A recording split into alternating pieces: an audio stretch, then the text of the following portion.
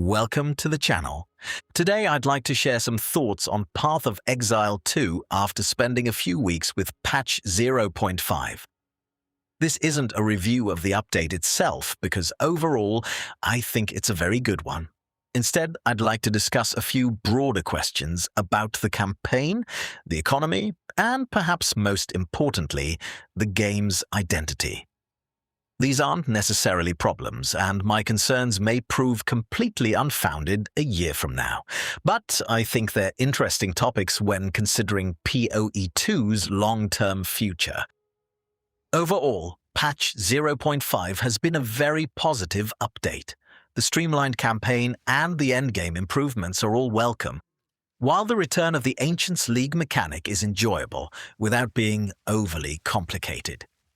Considering how much work went into rebuilding the endgame, I actually think keeping the League mechanic relatively simple was the right decision. Even in early access, PoE2 already offers more content and depth than many fully released ARPGs. That said, there are a few areas that I think deserve discussion. Let's start with an obvious, but at the same time important issue. Campaign length. Assuming the final game keeps roughly the current structure, experienced players will probably need around 20 to 30 hours to complete the campaign, while newcomers could easily spend 40 hours or more before even reaching the endgame. GGG tried to improve this in patch 0.5 by streamlining progression and adding visual clues to help players navigate the larger maps. I did finish the campaign a bit faster this time, although that could simply be because it was probably my 10th playthrough. As for the visual hints, I honestly didn't notice a significant difference. Ultimately, I don't think navigation is the real problem. The campaign itself is simply very long. There are really only two ways to reduce that feeling: make the campaign shorter through smaller maps, or allow players to skip it after completing it once within a league. The second option seems a no-brainer to me. Even Diablo already allows campaign skipping, and throughout its history, GGG has often improved on Blizzard's ideas rather than ignoring them. So why do they seem so reluctant to do the same this time? Honestly, I have no idea. Modern ARPG players generally don't create new characters because they enjoy replaying the campaign. They create them to experiment with new builds and reach the endgame where most long-term progression happens. Back in Diablo 1 and Diablo 2, replaying the story essentially was the endgame. Today, that's no longer the case, because more and more, the most engaging content comes after the campaign is over.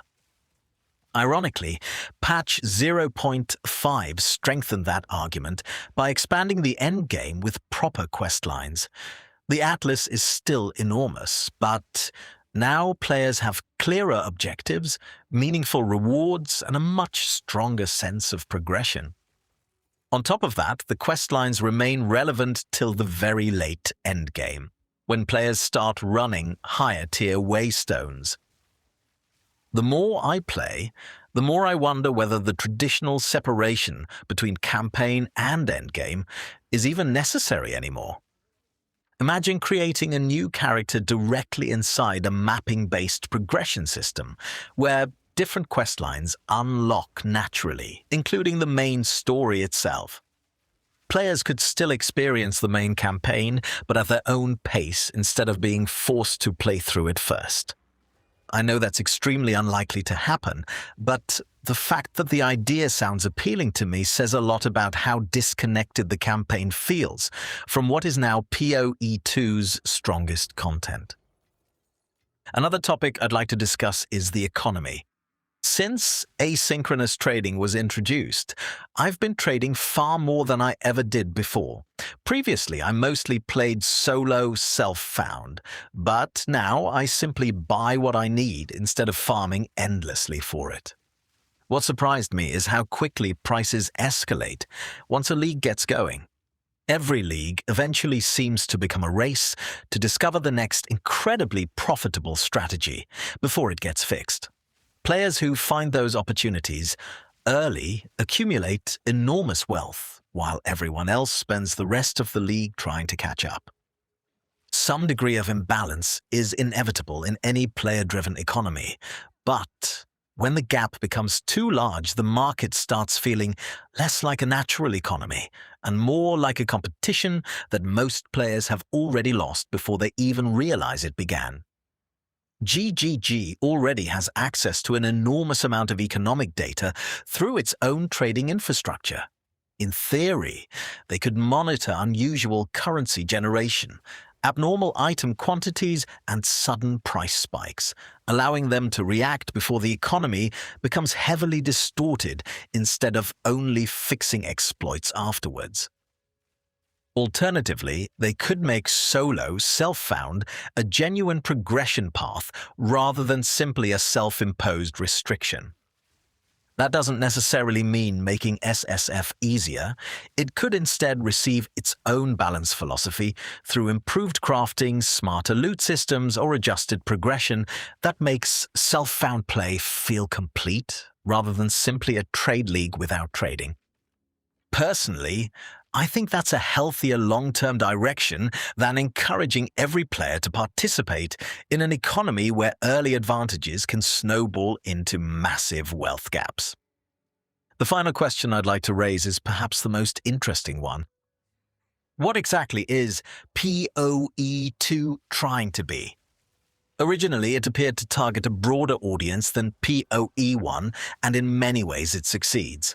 Combat is more approachable, and the campaign introduces mechanics more gradually. At the same time, the game remains incredibly deep.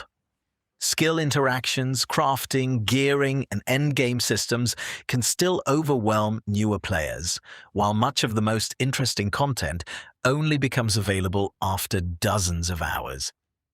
Sometimes it feels like PoE2 wants to satisfy both casual and hardcore audiences simultaneously. Maybe that's possible, but it's also extremely difficult. Casual players may still find the game intimidating, while veterans may feel too many systems have been simplified and dumbed down. From a business perspective, companies are usually advised to define a clear audience and a clear value proposition. Looking at PoE2 today, I'm not entirely convinced that audience has been fully defined yet. Personally, the game seems to be moving increasingly toward the hardcore side of the spectrum, which naturally raises another question. What happens to PoE1? GGG has repeatedly said both games will continue to coexist, and I believe that's their intention. But if most PoE1 players eventually migrate to PoE2, maintaining two separate live service games could become increasingly difficult. Perhaps the same audience will simply alternate between them, playing one league in PoE1 and the next in PoE2. With careful scheduling, both games could even reinforce each other instead of competing directly. The challenge is that both will rely on the same dedicated players buying supporter packs, stash tabs, and cosmetics. Will those players spend twice as much because there are now two games, or simply divide the same budget between them? I suspect the second outcome is more likely. That doesn't necessarily mean failure, but it is definitely a challenge. One that does make PoE2 a fascinating business experiment. Can a company successfully grow a franchise by supporting two live service games aimed at broadly the same audience without one eventually cannibalizing the other? Very few management consultants would recommend attempting something like that. One thing to remember is that when PoE2 version 1.0 launches, it won't be the end of development. If anything, it'll be the beginning of a new phase. GGG has consistently shown that it's willing to make major changes whenever necessary. So I wouldn't be surprised if the PoE2 we will be playing at the end of 2027 will look substantially different from the version that will launch later this year. And honestly, that's one of the reasons I find this game so interesting to follow. Thank you very much for watching. Let me know whether you agree or not with these ideas. If you enjoyed the discussion, please consider liking and subscribing, and I'll see you in the next video.